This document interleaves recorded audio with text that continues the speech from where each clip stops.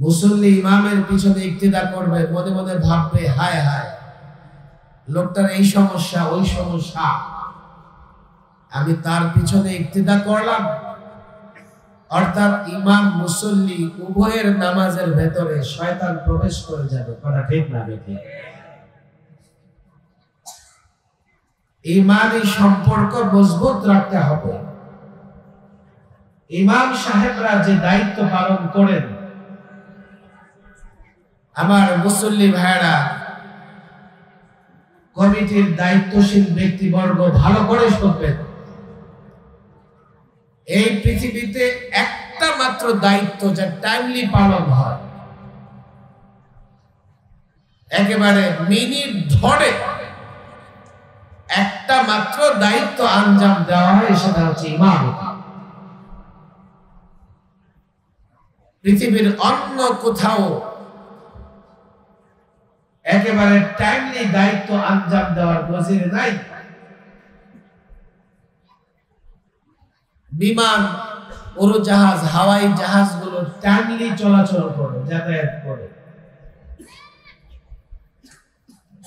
যারা কখনো বিমানে চড়ে নাই, উড়োজাহাজে উঠে নাই, তারা যখন প্রথমবার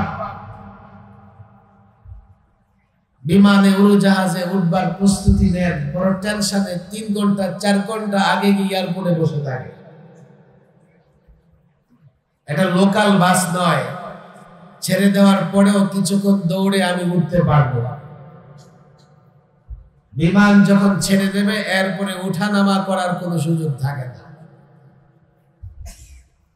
আমি আমার জীবনে অনেক সফর করেছি, 6 ঘন্টা 8 ঘন্টা আগেও লোকজন গিয়ে বসে থাকে, না জানি বিমান ফেল করে। আর এই ধারণা সকলের থাকে যে বিমান নির্দিষ্ট সময়ে উঠবে। আমি আমার জীবনে শতবার ভ্রমণ করে দেখেছি, 99% বিমানও 10 থেকে 20 মিনিট ডিলে হয়, তারপরে সেটা আকাশে উড়ে। কিন্তু মসজিদে 1 মিনিট বাকি থাকতেই যদি ইমাম সাহেবকে দাঁড়ে কাছে না দেখা যায়, সব মুসল্লির চোখ থাকে ঘড়ির দিকে। আর ইমাম সাহেব কোথায়? তবে 2 ধরনের মুসল্লি থাকে। কেউ ঘড়ি দেখে এই নিয়তে যে এখন ইমাম সাহেব চলে আসবে, আর কেউ মনে করে এখনো ইমাম সাহেব আসলো না, আজকে যদি ঘড়ির কাঁটা, মিনিটের কাঁটাটা 12 থেকে একটু সামনে এগিয়ে যায়, ইমাম সাহেব না আসে, ইমাম সাহেবকে ছাড়া হবে না। মুসল্লিদেরকে মনে রাখতে হবে, এই পৃথিবীতে টাইমলি, সময় মতো, নির্দিষ্ট সময়ে একটি মাত্র কাজ আঞ্জাম দেওয়া হয়, সেটা ইমামতি। আমাদের সাধারণ মুসল্লিরা জানেন না যে ইমাম সাহেব ফজরের নামাজের ইমামতি করেন, তার রাতে ঘুম হয় না। রাতে তিনি বিছানায় পিঠ লাগান তো ঠিক আছে, আধা ঘন্টা পর পর ঘুম ভাঙতে থাকে, না জানি ফজরের জামাটা মিস হয়ে গেল। বড় টেনশন ফিল করতে থাকে ইমাম সাহেব। এই যে কঠিন একটা দায়িত্ব আঞ্জাম দিয়ে থাকেন ইমাম সাহেবরা, আপনি যদি তার বেতন ভাতার দিকে খেয়াল রাখেন, বাংলাদেশের ম্যাক্সিমাম মসজিদের ইমাম সাহেবের বেতন বর্তমান সময়ে যতটুকু হওয়া দরকার তার অর্ধেকও নাই। দায়িত্ব পালন করবে অক্ষরে অক্ষরে, বেতনের বেলায়, ভাতার বেলায় ইমাম সাহেবের দিকে কমিটির লোকজন নজর রাখে না। যদিও কোন ইমাম সাহেব বেতনের জন্য ইমামতি করেন না, যদিও কোন ইমাম সাহেব টাকার জন্য ইমামতি করেন না, কিন্তু কমিটির লোকজনের দায়িত্ব হচ্ছে ইমাম সাহেব স্বাভাবিকভাবে একটা পরিবার চললে যেটুকু অর্থের প্রয়োজন, আমরা যেন ইমাম সাহেবের জন্য সেটুকু অর্থের ব্যবস্থা করতে পারি। তাহলে ইমাম সাহেব টেনশন মুক্ত থেকে মসজিদের দায়িত্ব পালন করতে পারবে। কথা ঠিক না বেঠিক? ইমাম সাহেবদের কাছে আমার একটা অনুরোধ, ভাইরে এমন যুগ চলে এসছে, লোকেরা যে মসজিদে আসে এটাই বেশি। মসজিদে আসলে জোর গলায় কথাই বলা যায় না, এখানে কোনো বিনোদন নাই, এই জায়গায় নগদ কোনো উপকার নাই, ফায়দা নাই। আবার মসজিদে আসবে মোড়ে মোড়ে শায়াতিন মিনাল জিন্নি ওয়াল ইনস, ইবলিসের চেলা চামুন্ডা শয়তান, আবার মানব রূপী শয়তান মোড়ে মোড়ে বসে থাকে যাতে মুসলমান মসজিদে না যেতে পারে। কথা ঠিক না বেঠিক? এত বাধা ডিঙ্গিয়ে ইমাম সাহেব, আপনি একটু খেয়াল করবেন, মুসল্লিরা যখন মসজিদে আসে তাদের সঙ্গে সম্পর্কটা এতটা মধুর করতে হবে যাতে অন্তত ইমাম সাহেবের মহব্বতে হলেও এই লোকগুলো মসজিদের দিকে দৌড়ে আসে। এমন এক ফিতনার যুগ চলে এসছে। এই তো আমার আগে দর্শকদের মুরব্বী হযরত মাওলানা, আমাদেরও মুরব্বী ইসমাইল নূরপুরি সাহেব, উনি আলোচনা করতেছিলেন রাসূল কারীমের মহব্বত নিয়ে। আমিও সামান্য কয়েকটা কথা বলবো, ইমাম সাহেবের এই কথাটা শেষ করে বলবো। আজকাল যেখানে রাসূল কারীম সাল্লাল্লাহু আলাইহি সাল্লামের ভালোবাসা একেবারে স্বচ্ছ পরিষ্কার নিরেট ভালোবাসা প্রদর্শন করা দরকার, সে ভালোবাসায় শয়তান নানা নোংরামি, নানা ভণ্ডামি ঢুকিয়ে দিয়েছে। কথা ঠিক না বেঠিক? এই ফিতনার যুগে ইমাম সাহেবদের অতিরিক্ত দায়িত্ব পালন করতে হবে যাতে মুসল্লিরা মসজিদমুখী হয়।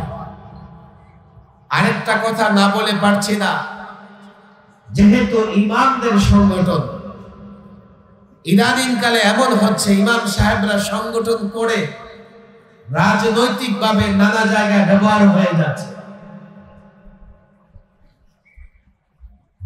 অরাজনৈতিক দল কিংবা রাজনৈতিক সংগঠন, রাজনৈতিক সংগঠনগুলো পরস্পরের সংলাপে বসতে পারে, কোনো সমস্যা নাই। অরাজনৈতিক সংগঠন, পেশাজীবীদের সংগঠনও সরকার দল হোক, বিরোধী দল হোক, প্রশাসন হোক, তাদের সঙ্গে বৈঠক করতে পারে, তাতে আমার কোনো আপত্তি নাই। কিন্তু মনে রাখতে হবে, ইমাম সাহেব হোক আর পেশাজীবী ওলামাদের সংগঠন হোক, অরাজনৈতিক যে কোনো সংগঠন, সরকার প্রশাসন, কারো সঙ্গে বসলে নিজেদের সম্মান, নিজেদের স্বকীয়তা, নিজেদের আত্মমর্যাদা, নিজেদের ঐতিহ্য বাকি রেখে বসতে হবে। কোন সংগঠন করার মানে এই নয় যে আমি যার সঙ্গে বসবো তার কদমে সংগঠনকে ছুঁড়ে মারবো। ব্যাপকভাবে এই ফিতনা আজকাল দেখা যাচ্ছে। একটা সংগঠন হয়ে গেলেই তার স্বকীয়তা, তার ঐতিহ্য, আত্মমর্যাদার দিকে খেয়াল করা হয় না। আমরা যার সামনে বসছি পুরা সংগঠন তার পায়ে ফেলে দিচ্ছে। অরাজনৈতিক সংগঠন, প্রশাসন হোক, রাজনৈতিক দলগুলোর সঙ্গে হোক, বসতে পারবে, তাদের কাছে দাবি পেশ করতে পারবে। কিন্তু আশ্চর্যের ব্যাপার হচ্ছে, দাবিও এমন ভাবে পেশ করা হয়, এতটা কাকুতি মিনতি করা হয়, আমার তো ভয় হয় আল্লাহ নারাজ হয়ে যায় কিনা। কেননা মানুষ আল্লাহর কাছেও এতটা কাকুতি মিনতি করে না। আজকাল অরাজনৈতিক সংগঠনগুলো রাজনৈতিক দল, প্রশাসনের কাছে গিয়ে যতটা কাকুতি করে, এই জায়গা থেকে প্রত্যেকটা সংগঠনকে বের হয়ে আসতে হবে। আমি ইমামদেরকে বলবো, প্রয়োজনে আপনারা যে কোনো জায়গায় যাবেন, বসবেন, কিন্তু মনে রাখবেন ইমাম আপনারা, এই জাতি, এই লোকজন, এই মুসল্লিরা আপনাদেরকে স্বচ্ছ, পরিষ্কার, পরিচ্ছন্ন দেখতে চায়। কেউ আপনাদের ব্যবহার করুক, কারো পক্ষে ব্যবহার করুক, কারো বিপক্ষে ব্যবহার করুক, এমন যদি হয় এই মুসল্লি যখন আপনার পিছনে ইক্তেদা করবে তখন তার ইক্তেদা পরিপূর্ণ হবে না, শয়তান তার অন্তরে নানা ওয়াসওয়াসা দিতে থাকে। তিন নাম্বার কথা, আজান হয়ে যাচ্ছে, এখন ইশক ও মুহাব্বতের মাস চলতেছে, রবিউল আউয়াল মাস। রাসূল করিম সাল্লাল্লাহু আলাইহি ওয়াসাল্লামের মুহাব্বত প্রত্যেকটা মুমিন মুসলমানের ভেতরে থাকতে হবে। কথা ঠিক না বেঠিক? এই কথা আমার নয়, কোরআন এবং সুন্নাহ গবেষণা করে উলামায়ে কেরাম এটা বলে দিয়েছেন স্পষ্ট। আপনারা উলামায়ে কেরাম, আয়োজকরা, ইমাম সাহেব, আপনারা মুসল্লি, দ্বীনের মূল হচ্ছে রাসূল করিম সাল্লাল্লাহু আলাইহি সাল্লামের মুহাব্বত এবং ইশক। প্রশ্ন হচ্ছে ইশক এবং মুহাব্বত কি জিনিস? রবিউল আউয়াল মাসে কিংবা 12ই রবিউল আউয়ালে জশ্নে জুলুস, বিশাল মিছিল বের করা, এটার নাম ইশক? আওয়াজ করবেন, আপনারা উত্তর দিবেন। এটার নাম মুহাব্বত? রবিউল আউয়াল মাসের 12 তারিখে, আওয়াজ করবেন না, কথা শুনবার বুঝবার চেষ্টা করেন, পাকিস্তান থেকে একজন ভাড়া করে নিয়ে এসে আমরা বাংলাদেশের বাণিজ্য নগরী চিটাগংয়ে দেখি বিশাল মিছিল, শোভাযাত্রা বের করে। এটার নাম ইশকে রাসূল? এটার নাম রাসূলের মুহাব্বত? আওয়াজ করেন, এটার নাম রাসূলের মুহাব্বত? রবিউল আউয়াল মাসের 12 তারিখে বাংলাদেশে এখন যা হচ্ছে তাই বলছি আপনাদেরকে, মসজিদগুলোকে সুসজ্জিত করে, এর নানা রকমের প্রকার ক্লাসিফিকেশন আছে, আমি সেদিকে যাব না। রবিউল আউয়াল মাসের 12 তারিখে মসজিদ সুসজ্জিত করা, এর নাম ইশকে রাসূল? এর নাম রাসূলের মুহাব্বত? তবে একদল এটাকে ইশকে রাসূল, রাসূলের মুহাব্বত বলে থাকেন। আমি তাদেরকে বলি, রাসূল করিম সাল্লাল্লাহু আলাইহি ওয়াসাল্লামকে সবচাইতে বেশি মুহাব্বত করত কারা? আরো জোরে বলেন, আরো জোরে বলেন। এরপরে তাবেঈন, এরপরে তাবেঈন, পর্যায়ক্রমে তাদের ভিতরে রাসূলুল্লাহর মুহাব্বত সবচাইতে বেশি ছিল। তোমরা একটা প্রমাণ বের করো, যদি ইশকে রাসূল তোমরা যা করো তার নাম হয়, তাহলে তো তাদের ভিতরে ইশকে রাসূল ছিল না। আর তারা যা করে তার নাম যদি ইশকে রাসূল হয়ে থাকে, সাহাবায়ে কেরাম যা করেছেন, তাহলে তোমাদের ভিতরে ইশকে রাসূল নাই, তোমরা ইশকে রাসূলের নামে ভণ্ডামি করতেছো। আর কি প্রমাণ দরকার?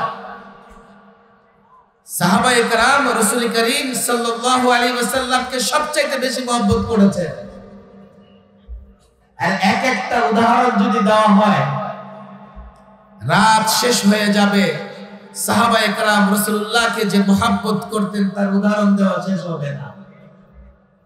এক একজন সাহাবীর নাম আপনি ধরেন, হযরত আবু বকর রাদিয়াল্লাহু আনহু, হযরত ওমর, হযরত ওসমান, হযরত আলী, হযরত হামজা, সাইয়্যিদুশ শুহাদা, এক একজনের জীবনী আপনি পড়েন, তাদের ভেতরে যেই পরিমাণে রাসূলুল্লাহর মহব্বত ছিল, আমার মনে হয় 16 কোটি মুসলমান একসঙ্গে করলেও সেই পরিমাণ মহব্বত হবে না। বড় আশ্চর্যের বিষয়, আমার রাষ্ট্র আবার সেটাকে উৎসাহিত করবার চেষ্টা করতেছে, যার জন্য আমরা কথা না বলে পারছি না। বেদাত বা কুসংস্কারের রেজাল্ট এটাই, আসল রাস্তা থেকে লোকদেরকে দূরে সরিয়ে ভিন্ন রাস্তায় নিয়ে যাবে।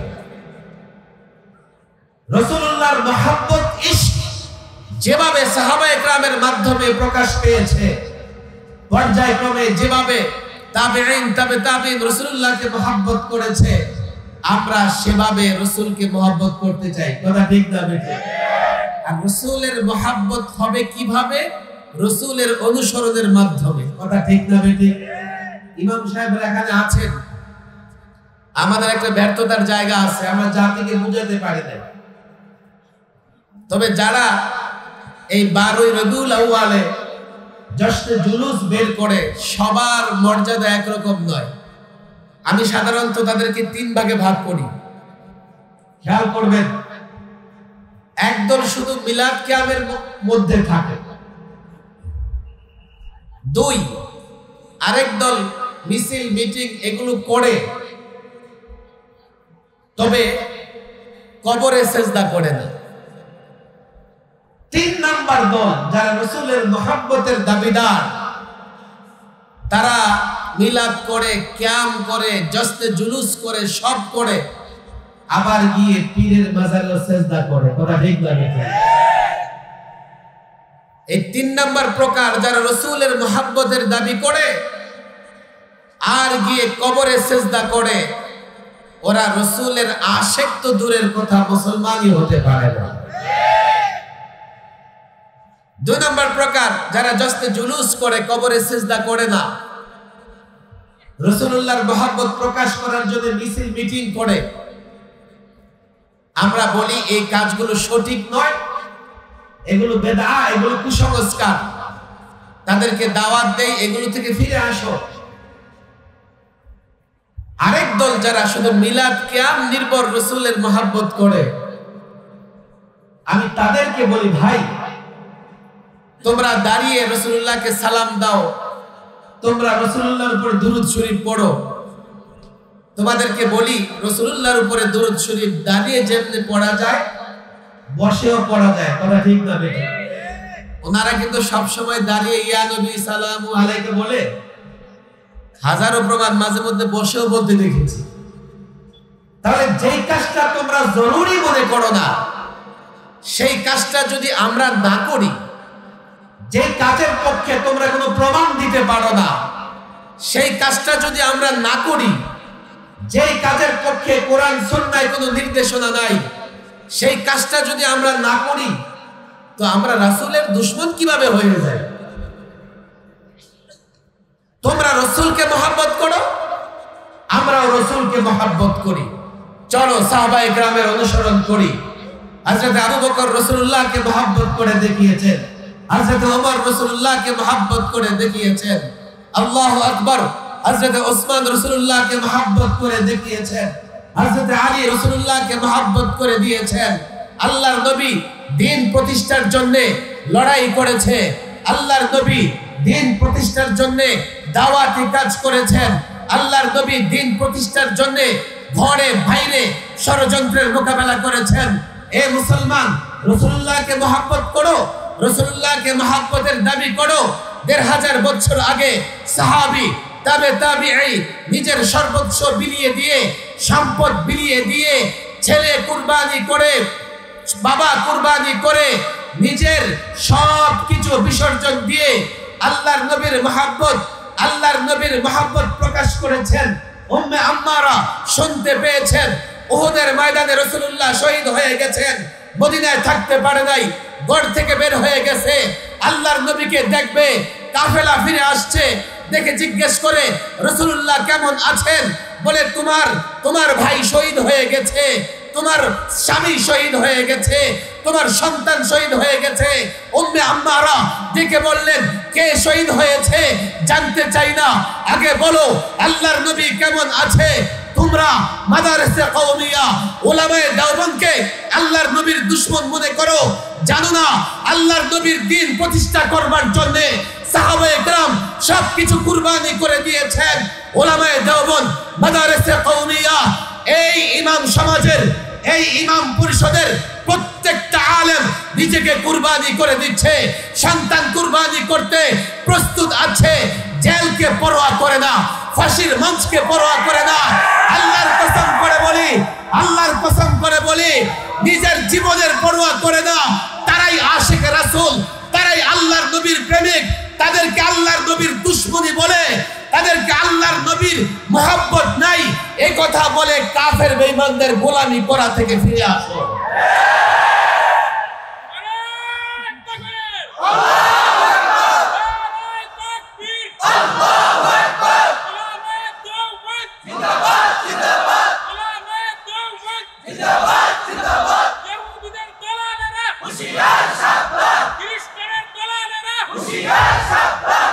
যারা রাসূলুল্লাহর মহব্বতের দাবি করে মাজারে গিয়ে সিজদা করে, তাদেরকে আমি কিছুই বলতে চাই না, কেননা মাজারে সিজদা করলে আল্লাহ ছাড়া অন্য কাউকে সিজদা করলে তার ঈমান থাকে না। যারা রাসূলুল্লাহর মহব্বতের দাবি করো তোমরা, তোমাদেরকে বলি, যারা রাসূলুল্লাহর মহব্বতে দিওয়ানা পাগল বাড়া, তোমাদেরকে বলি, চলো সাহাবায়ে কেরামের অনুসরণ করে যেই দ্বীনের জন্য, যেই দ্বীনকে প্রতিষ্ঠা করার জন্য মক্কায় রাসূল আরবী 13 বছর জুলুম সহ্য করেছেন, যেই দ্বীন প্রতিষ্ঠা করবার জন্য উহুদের ময়দানে দান্দান মুবারক শহীদ করেছেন, যে দ্বীন প্রতিষ্ঠা করবার জন্য মুনাফিকদের টর্চার সহ্য করেও দ্বীন প্রতিষ্ঠার কার্যক্রম এগিয়ে নিয়েছেন, তোমাদেরকে বলি, প্রকৃত আশিক হলে, প্রকৃত প্রেমিক হলে, ইশকে রাসূল যদি তোমাদের ভিতরে থাকে, চলো একসঙ্গে আল্লাহর নবীর দ্বীন বাস্তবায়ন করার চেষ্টা করো। এছাড়া অন্য কোন উপায়ে ইশকে রাসূল হতে পারে একদল তো আছে শুধু দেওয়ালে লিখে বেড়ায় আশিকে রাসূল, আশিকে রাসূল, কথা ঠিক না? আর এখন মিলাদুন নবী স্লোগান দিচ্ছে। আপনাদের আমি আলোচনা শেষ করে ফেলবো। মিলাদ এবং সিরাতের মধ্যে মৌলিক 3টা পার্থক্য। কয়টা? এক, মিলাদ বা মিলাদুন নবী রাসূল করিম সাল্লাল্লাহু আলাইহি ওয়াসাল্লামের জন্ম নিয়ে আলোচনা। হ্যাঁ, এটাও সওয়াবের কাজ। রাসূল কিভাবে দুনিয়াতে এসেছেন, আসার সময় কি কি মুজিজা প্রকাশ পেয়েছে, রাসূলের আগমনে খুশি হওয়া, আমরাও খুশি। রাসূলের আগমনে প্রত্যেকটা মুমিন খুশি, এবং তার আগমন, তার জন্ম সংক্রান্ত আলোচনা সওয়াবের কাজ। তবে সেখানে শুধু জন্ম নিয়ে আলোচনা থাকে বলে মিলাদুন নবী বলে। আর সিরাতুন নবী হচ্ছে রাসূলুল্লাহর গোটা জিন্দেগি। সিরাতুন নবীর মধ্যে কারো জীবনী আলোচনা করতে গেলে সেখানে জন্মও আছে, কিন্তু শুধু জন্ম নিয়ে আলোচনা করলে সেখানে তার জীবনী থাকে না। 1 নাম্বার পার্থক্য এটা। আমরা যারা সিরাতুন নবীর কথা বলি, আমরা জন্ম থেকে ওফাত, ইন্তেকাল, আল্লাহর নবীর পুরো জিন্দেগির কথা বলি। কথা ঠিক না বেঠিক? 2, মিলাদুন নবী আলোচনা করা সওয়াবের কাজ হলেও এখানে অনুসরণ করবার কোনো কিছু নেই। রাসূল যেভাবে পৃথিবীতে আবির্ভাব ঘটেছে রাসূলুল্লাহ, এইভাবে অন্য কারো হবে না। রাসূল করিম সাল্লাল্লাহু আলাইহি সাল্লাম দুনিয়াতে আগমন করেছেন, আর আপনার পারস্যের রাজপ্রাসাদের গম্বুজ ভেঙে পড়েছে। আমাদের কারো জন্মের সময় তো আশেপাশে গর্ত থাকলে সেটাও শুকায় না। রাসূলুল্লাহ মিলাদ আলোচনা সওয়াবের কাজ হলেও অনুসরণ করার কিছুই নেই, কিন্তু রাসূলুল্লাহর সিরাত আমাদের জন্য অনুসরণ করা ফরজ। 3, ভালো করে বুঝবেন, এটা বাস্তব পার্থক্য। বাস্তব পার্থক্য। যারা মিলাদের কথা বলে, বৎসরে একবার শুধু মিলাদুন নবী এটা সেটা বলে একটা দিন উদযাপন করে, আর বাস্তবতা হচ্ছে যারা সিরাতুন নবী রাসূলুল্লাহর জীবন মেনে চলে, তারা পুরো বৎসর রাসূলুল্লাহর অনুসরণ করে। কথা ঠিক না বেঠিক? এই 3টা পার্থক্যের কারণে আমরা সিরাতুন নবী ওয়ালাদের দলে, 3টা পার্থক্য থাকার কারণেই আমরা মিলাদুন নবী ওয়ালাদের দলভুক্ত হতে পারি না। আসুন আমরা খুশি, সকলে খুশি রাসূলুল্লাহর আগমনে। মুনাফিকরা খুশি হবে না, কিন্তু খুশি হওয়া এক জিনিস, আবার গিয়ে জন্মদিন উদযাপন করা ভিন্ন জিনিস। এটাতে খ্রিস্টানদের বড় ষড়যন্ত্র। 25শে ডিসেম্বর খ্রিস্টানরা বড়দিন পালন করে। আমরা সকলেই জানি বছরে একদিন তারা হযরত ঈসা আলাইহিস সালামের জন্মদিন পালন করে, এছাড়া পুরো বছর তাদের আর কোনো কাজ নাই। আজকে মিলাদুন নবী করে ওই খ্রিস্টানদের মতো বৎসরে একটা দিনকে উদযাপন করে বাকি 364 দিন রাসূলুল্লাহকে ভুলে থাকা, এটা শয়তানি ছাড়া অন্য কিছুই না। সবাই আমরা খুশি, আল্লাহর কসম রাসূলুল্লাহর আগমনে সমস্ত মাখলুকাত খুশি, বেজার হওয়ার প্রশ্নই আসে না। কিন্তু এর মানে এই নয় যে পশ্চিমাদের অনুসরণ করে আমরা জন্মদিন পালন করি। যেহেতু এটা জন্মদিন পালন করা ইশকে রাসূলের আলামত নয়, কেননা যদি ইশকে রাসূলের আলামত হতো তো সবার আগে সাহাবায়ে কেরাম রাসূলুল্লাহর জন্মদিন পালন করত। এজন্য আমি ইমাম সাহেবদের এই সংগঠনকে বলে যাব, দেখেন মাহফিল তো মাশাআল্লাহ আয়োজন করেছে, মসজিদ ভিত্তিক সিরাত চর্চা করা। বলে হুজুর আমরা তো সিরাত চর্চা করছি, এইভাবে নয়। সিরাত চর্চা করতে হবে বাস্তবতাকে সামনে রেখে। বর্তমান সময়ের প্রত্যেকটা সমস্যার সমাধান দিতে হবে রাসূলুল্লাহর সিরাত জীবনী থেকে। কথা ঠিক না? কম্পেয়ার করে তুলনা করতে হবে। বর্তমানে তুমি এটা বলো, চলো দেখি রাসূলুল্লাহর সিরাতে কি আছে। হ্যাঁ, রাসূলুল্লাহ ওইটা বলে, চলো রাসূল এটা বলেছেন, বর্তমানের লোকেরা এটা বলছে, প্রশাসন এটা বলছে, রাজনীতিবিদরা এটা বলছে। দুটার মধ্যে তুলনা করো। আল্লাহর কসম করে বলি, আল্লাহর নবীর নির্দেশনা, আল্লাহর নবীর জীবনাদর্শ একদিকে রাখো, বর্তমান সময়ের ল বলো, নীতিমালা বলো, নির্দেশনাবলী বলো, রাজনৈতিক দল হোক আর ব্যবসায়িক সংগঠন হোক, পেশাজীবী সংগঠন হোক, ১৫০০ বছর আগে আল্লাহর নবী আমার সমাজ থেকে রাষ্ট্র পর্যন্ত প্রত্যেকটা ক্ষেত্রে যে নির্দেশনা দিয়ে গেছেন, ওই রাসূলুল্লাহর নির্দেশনা বর্তমান সময়ের এই নির্দেশনাগুলো কম্পেয়ার করা হলে আল্লাহর নবীর নির্দেশনাগুলো কমপক্ষে ১,০০,০০০ গুণ ভালো মনে হবে। আল্লাহর নবীর নির্দেশনার তুলনায় আমাদের অনুর্বর মস্তিষ্কের নির্দেশনাগুলো নোংরা আবর্জনা ছাড়া কিছুই না। জাতিকে কম্পেয়ার করে বুঝাতে হবে। আল্লাহ তাবারক ওয়া তাআলা, আমি লম্বা সময় দিতে পারছি না, আসতে একটু লেট হয়ে গেছে। এই ইমাম পরিষদ আমার যা মনে হয়েছে অত্যন্ত সাহসী একটা প্রোগ্রাম ওনারা করতেছে। ইমাম সাহেব তো এমনই হবে। ইমাম সাহেব তিনি যখন নসিহত করবেন, মহব্বতের জায়গা থেকে সকলকে নসিহত করবেন, বিদ্বেষের জায়গা থেকে নয়। আপনারা যারা মুসল্লি আছেন,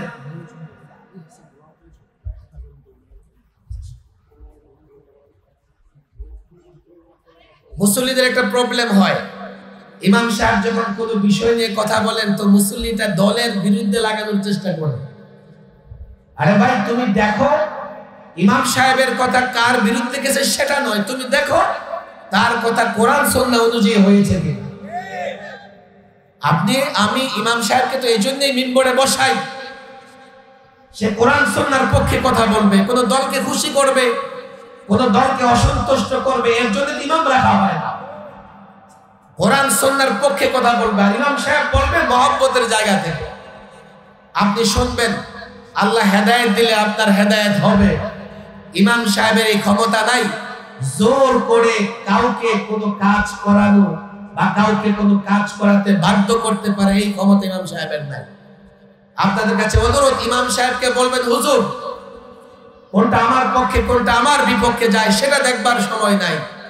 আপনি ইসলামের নির্দেশনা মহব্বতের জায়গা থেকে, ভালোবাসার জায়গা থেকে আমাদের সামনে তুলে ধরবেন, আমরা সেটা মেনে নেবার চেষ্টা করব। যদি পারি মেনে চলবো, যদি না পারি চেষ্টা করব, তাও যদি না পারি চুপ করে শুনব। মাশাআল্লাহ, ১,০০০ ইমামদের আল ইহসান ইমাম পরিষদ,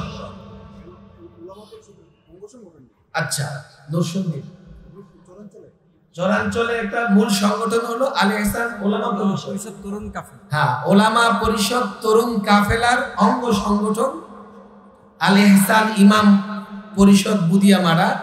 আচ্ছা, এর প্রায় ১,০০০ ইমাম সাহেব আছে, ওলামা একরাম ১,০০০ ওলামা একরাম এখানে আছেন। আলহামদুলিল্লাহ, অত্যন্ত সুন্দর প্রোগ্রামের আয়োজন করেছেন। আমি আসলে দোয়া ছাড়া আর কিছু দেওয়ার নাই, তবে আপনারা এই আল ইহসান ইমাম পরিষদ এবং মূল সংগঠন যেটা আছে আল ইহসান ওলামা পরিষদ ও তরুণ কাফেলা, তাদের সঙ্গে থাকবেন তো ইনশাআল্লাহ? তাদের সহযোগিতা করবেন তো ইনশাআল্লাহ? হাত তুলে ওয়াদা করেন। এই আলেম ওলামা ইমামদের সঙ্গে আছেন তো আপনারা? তাদের সহযোগিতা করবেন তো ইনশাআল্লাহ? আগামী প্রোগ্রামগুলোতে তাদের পক্ষে থাকবেন তো ইনশাআল্লাহ?